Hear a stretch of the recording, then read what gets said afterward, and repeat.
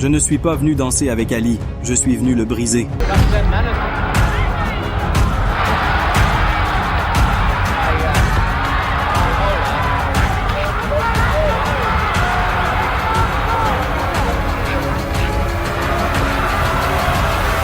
You'll be able to finish the business within 10 rounds. 8 rounds. 8 rounds. Don't put 2 extra rounds on it. La phrase tomba comme une pierre dans une pièce silencieuse. Elle n'était pas destinée à provoquer des applaudissements ni des titres ingénieux. Ce n'était pas une rime, ni un jeu psychologique. C'était une déclaration sèche, presque gênante. Joe Bogner ne parlait pas comme un aspirant reconnaissant de partager le ring avec une légende. Il parlait comme quelqu'un venu ruiner une narration, pas en faire partie. Dès cet instant, il devint clair que ce face-à-face ne suivrait pas le scénario habituel de Muhammad Ali contre un simple challenger. Les prédictions commencèrent à circuler avant même que les gants ne soient ajustés. Ce n'étaient pas de simples rumeurs lancées par des fans nerveux ni des paris improvisés autour d'un verre de whisky et de fumée de cigarettes. C'était une partie du rituel, un rituel ancien, presque sacré, qui accompagnait toujours Muhammad Ali. Quand il était impliqué, le combat ne commençait pas avec la cloche. Il commençait par la parole. Ali comprenait quelque chose que très peu de boxeurs avaient saisi avant lui. Le ring ne commençait pas sous les lumières, mais dans l'imagination collective. Là où se construisent les attentes, là où la peur s'infiltre lentement et où la certitude peut devenir une cage invisible. C'est pourquoi il parlait. C'est pourquoi il annonçait. C'est pourquoi il prédisait. Combien de rounds cela durerait-il? 6? 7? Ali ne douta pas. 8. Pas un de plus. Il ne le dit pas comme on lance une supposition optimiste. Il le dit comme quelqu'un qui informe d'un fait inévitable.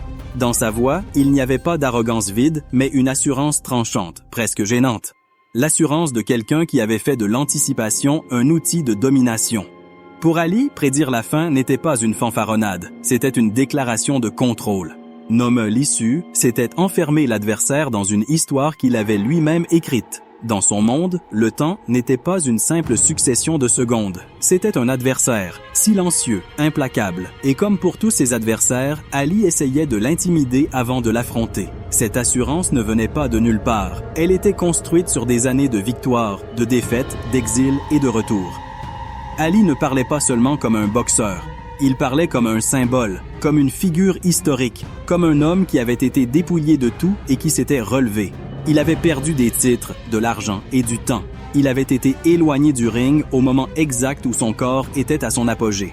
3 années qui avaient marqué non seulement sa carrière, mais son identité. Lorsqu'il revint, chaque combat était une confrontation directe avec l'horloge. Chaque round, une discussion avec le passé. C'est pourquoi ses mots pesaient plus que ceux de quiconque. Parce qu'il ne parlait pas depuis le confort. Il parlait depuis le besoin de se réaffirmer. De démontrer qu'il contrôlait encore le récit. Février 1973, Las Vegas. La ville ne dormait pas, mais elle ne respirait pas normalement non plus. Une tension invisible flottait entre les hôtels, les casinos et les couloirs artificiellement éclairés. Ce n'était pas la tension d'un simple combat. C'était la sensation d'assister à un moment qui devait confirmer quelque chose. Le retour de Muhammad Ali n'était pas perçu comme un simple combat. C'était un acte symbolique. Un règlement de compte avec l'histoire, une tentative de restaurer un ordre qui, dans son esprit, n'aurait jamais dû être brisé. Ali ne revenait pas pour prouver qu'il pouvait encore boxer. Cela, il l'avait déjà démontré. Il revenait pour réaffirmer qui il était, pour réclamer un trône qu'il considérait comme sien par droit naturel. Le public n'assistait pas au combat dans le doute de savoir s'il gagnerait. Il venait avec une attente différente, plus exigeante. Ils voulaient voir comment il ferait. Ils attendaient la vitesse. Ils attendaient le charisme. Ils attendaient la supériorité. Ils attendaient l'Ali qui dansait, qui provoquait, qui humiliait avec un sourire. Ce qu'ils n'attendaient pas, c'était un combat inconfortable, rude, tendu, un combat où la brillance ne suffirait pas à effacer la résistance. Joe Bogner ne s'insérait pas dans le récit préfabriqué. Il n'avait pas la narration romantique du challenger tragique, ni le théâtre exagéré du méchant médiatique. Il ne vendait pas de phrases. Il ne provoquait pas de titres. Sa présence modifiait l'atmosphère de façon plus subtile, presque physique. Grand, massif, lourd comme une structure en acier. Bogner n'entrait pas sur le ring. Il occupait l'espace. Il ressemblait moins à un boxeur qu'à une construction solide plantée au milieu de la scène. Aucun signe de nervosité visible, aucun geste exagéré, aucun regard défiant cherchant la caméra. Son visage restait immobile, presque impassible. Il n'avait pas besoin de crier, il n'avait pas besoin de promettre, il n'avait pas besoin de convaincre. Son corps parlait pour lui. Chaque muscle transmettait une promesse silencieuse. Ce ne sera pas facile. Ali représentait la boxe comme un art, comme un spectacle, comme une narration. Bugney représentait la boxe comme résistance, comme usure, comme survie. C'étaient deux philosophies opposées, deux façons d'occuper le ring. Ali flottait. Bugney avançait. Ali parlait. Bugney se taisait. Ali écrivait des histoires. Bugney les supportait. Cette différence n'était pas seulement technique. Elle était culturelle. Elle était émotionnelle. Elle était psychologique. Bugney avait été élevé entre deux mondes. Né en Hongrie et formé en Angleterre, sa relation avec la boxe n'était pas née du glamour ni du spectacle. Elle naissait de la rudesse, de gymnases froids, d'entraînement sans public, de coups répétés jusqu'à ce que le corps apprenne à ne pas se plaindre. Pour lui, le ring n'était pas une scène illuminée. C'était un espace clos où deux hommes s'épuisaient jusqu'à ce que l'un ne puisse plus continuer. Il n'y avait pas de poésie dans son approche. Il y avait de l'efficacité. Il ne cherchait pas les applaudissements. Il ne cherchait pas des phrases mémorables. Il ne cherchait pas à être aimé. Son style était direct et brutal. Avancer, fermer l'espace, presser sans pause et obliger l'adversaire à payer chaque seconde du combat. Il n'y avait pas de magie, pas de lyrisme, juste de l'insistance, juste du poids, juste de l'usure. À seulement 22 ans, Bugner n'était pas un novice ébloui. Il avait déjà battu Henry Cooper, une figure respectée, presque légendaire dans certains cercles. Cette victoire n'était pas une surprise passagère, c'était un avertissement. Bugney n'était pas rapide, mais il était constant. Il n'était pas élégant, mais il était résistant. Il avait appris quelque chose de fondamental. Tous les combats ne se gagnent pas en brillant. Certains se gagnent en survivant. Et il était convaincu de quelque chose de très simple et de très dangereux. Son corps pouvait supporter des coups que d'autres n'auraient jamais acceptés. Les opinions avant le combat se sont divisées presque automatiquement, comme si le public devait classifier ce qui allait se passer pour se sentir à l'aise. Pour beaucoup, Joe Bugner n'était qu'un autre géant lent, un de plus dans la longue liste des grands hommes conçus pour tomber face à la vitesse, l'intelligence et le charisme de Muhammad Ali. Un obstacle temporaire, une formalité nécessaire sur le chemin du retour glorieux. La narration semblait claire. Ali était l'histoire, Bugney le chapitre mineur, mais tout le monde n'était pas si sûr. Il y avait quelque chose qui ne collait pas complètement. Quelque chose qui n'apparaissait ni dans les statistiques ni dans les résumés de presse. Quelque chose de difficile à expliquer, mais impossible à ignorer. Le silence de Bugner. Son absence totale de réaction émotionnelle. Sa manière d'observer, fixe, constante, sans cligner des yeux. Il ne souriait pas. Il ne provoquait pas. Il ne répondait pas. Il n'inspirait ni sympathie ni admiration. Il inspirait le doute. Et le doute, face à une légende, est dangereux. Parce qu'il n'attaque pas le corps, il attaque le récit. Il oblige la légende à travailler, à démontrer, à justifier sa grandeur encore une fois, même lorsqu'elle croit l'avoir déjà fait assez de fois. Le doute ne crie pas, il s'installe. Muhammad Ali avait passé une grande partie de sa carrière à combattre des hommes et des idées. Contre des rivaux physiques, oui, mais aussi contre des attentes, des préjugés et des mythes. Il avait gagné non seulement avec ses points, mais avec la conviction que le résultat était inévitable. Cette inévitabilité était sa plus grande arme. Lorsque Ali entrait dans un combat, le monde avait déjà accepté sa victoire. Les rivaux le ressentaient, le public l'attendait. Les commentateurs le racontaient même avant que cela n'arrive. Le combat devenait une confirmation, pas une question. Mais Bugner ne confirmait rien. Bugner n'acceptait pas le rôle assigné, et cela perturbait l'équilibre. Ali fit ce qu'il faisait toujours lorsqu'il percevait une fissure dans l'air. Il prit le contrôle du récit avant qu'il ne commence. Il sourit, il plaisanta, il parla, il lança des prédictions exactes. Il nomma le round du chaos comme si le combat était déjà écrit et qu'il ne restait plus qu'à le jouer. Pour lui, le combat commençait bien avant le ring. Gagner l'esprit de l'adversaire était une partie essentielle du combat. Ce n'était pas un ajout psychologique, c'était le combat. Le public avait l'habitude de voir les adversaires réagir. de se fâcher, de perdre leur équilibre émotionnel, d'essayer de répondre par des mots maladroits, des menaces mal formulées, des gestes de colère ne faisant que révéler leur insécurité. C'était un rituel connu, une chorégraphie répétée, une danse où Ali menait toujours le rythme, mais Bogner ne réagit pas, il ne répondit pas, il ne se troubla pas, il ne montra aucune émotion. Il resta immobile, avec le regard fixe, comme si les mots ne l'atteignaient pas. Ce silence n'était pas passivité, c'était une rupture. Il brisa le scénario qu'Ali utilisait depuis des années. Pour la première fois depuis longtemps, il ne trouvait pas de fissures évidentes par lesquelles entrer. Il ne pouvait pas déstabiliser l'adversaire de l'extérieur. Il ne pouvait pas le dominer avec le langage, la présence ou le théâtre. Bugner ne jouait pas ce jeu. Et à ce moment-là, Ali comprit quelque chose d'inconfortable. Cette nuit, le théâtre ne suffirait pas. La psychologie ne suffirait pas. Être Muhammad Ali ne suffirait pas. S'il voulait s'imposer, il devrait le faire à l'ancienne, avec des coups, avec de l'usure, avec le temps.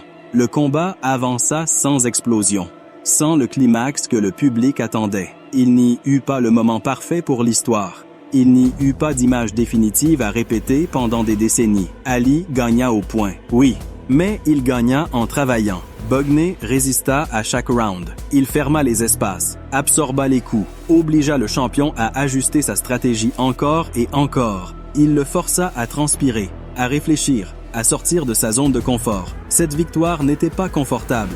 Et pour un homme comme Ali, c'était profondément significatif, car le confort avait toujours été son territoire naturel. La supériorité claire, le contrôle total, la sensation d'inévitabilité. Cette nuit-là, rien n'était inévitable. Peu après, la réalité s'imposa avec violence. Ken Norton battit Ali et lui brisa la mâchoire. Ce fut un coup physique, oui, mais aussi symbolique. Une image puissante, un rappel brutal que même les plus grands peuvent tomber. Le mythe saignait, littéralement. Et avec ce sang apparut quelque chose de nouveau. La preuve visible que le temps ne pardonne pas. Que la grandeur, aussi immense soit-elle, n'est pas immunisée contre l'usure. L'horloge, cet ennemi silencieux qu'Ali avait tenté d'intimider par les mots, commençait à réclamer sa dette. Muhammad Ali n'a jamais été un champion ordinaire. C'est la première vérité à comprendre. Là où d'autres se brisent face à l'adversité, il se transforme. Là où d'autres s'obstinent dans ce qu'ils savent faire, il adapte son style, sa stratégie et surtout son esprit. Ali comprenait que la boxe n'était pas seulement un jeu de force ou de vitesse, mais un jeu d'échecs où chaque mouvement devait anticiper le suivant. Et, plus important encore, chaque changement devait être intentionnel, appris et exploité. Après l'humiliation que signifia la défaite face à Ken Norton, qui lui brisa la mâchoire et lui rappela brutalement que même les plus grands peuvent tomber, Ali ne se laissa pas sombrer dans le désespoir. Non. Ali revint.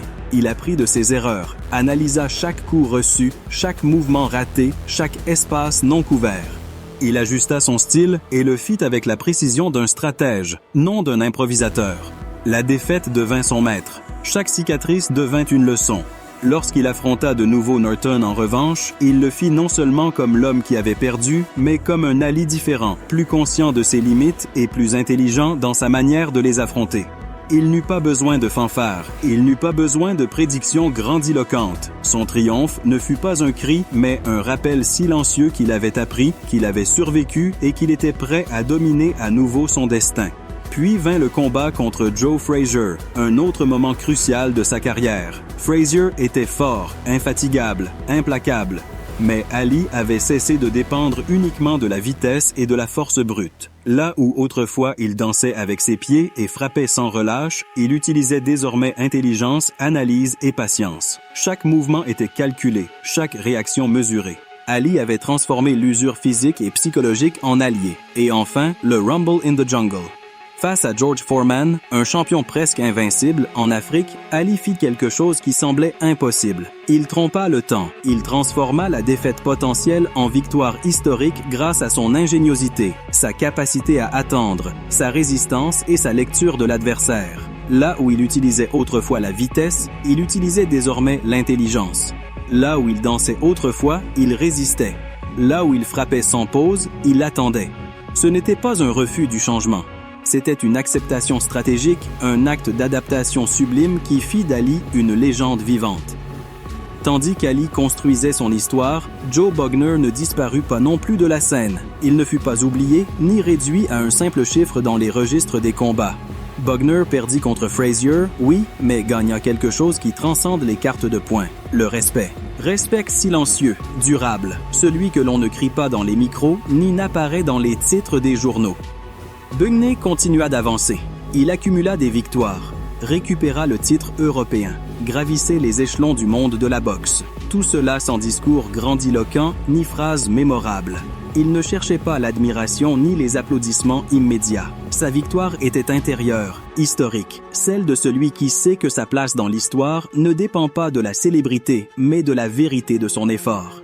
Il garda une idée fixe, affronter à nouveau Ali. Pas pour une revanche émotionnelle, pas par haine ni par ego, mais pour une validation historique. Pour la certitude d'avoir été une part réelle de l'histoire, d'avoir mesuré ses forces face à un mythe et de ne pas avoir cédé. Son objectif n'était pas de détruire la légende, c'était de montrer qu'il pouvait la soutenir, qu'il pouvait se tenir face à elle et que sa présence avait du poids. Parfois, la boxe, comme la vie, ne consiste pas à gagner sur le score. Il ne s'agit pas toujours d'un coup final, d'un chaos spectaculaire ou d'une ovation qui fait trembler le stade. Parfois, il s'agit de résister, d'être présent quand tout le monde s'attend à ce que tu tombes, d'obliger le mythe à transpirer, de ne pas se briser quand spectateurs, experts et l'histoire elle-même prédisent ta défaite. Cette nuit-là, avant le premier coup, quand Ali prononça sa prophétie de victoire, les deux combattaient déjà.